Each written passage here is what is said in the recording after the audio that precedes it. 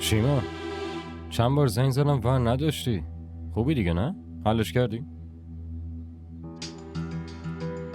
شیما جوابمو بده، بچه‌ای که در کار نیست. هست مته. یعنی چی که هست؟ نتونستم مته. آره وقتی تنها بری همین میشه دیگه. فردا صبح میریم بیمارستان، دوباره نوبت میگیریم، کار رو یه سره میکنیم. نه یک سره نمی کنی. من بچه رو به دنیا میارم. شیما من نمیخوام بابا بشم. کجاشو نمیفهمی؟ تویی که نمیفهمی مته. من بچه رو به دنیا میارم و مادر میشم، چه تو کنارم باشی چه نباشی. واقعا؟ باشه ولی من کنارت نیستم، تک و تنها میمونی. بذار برو. باشه برو.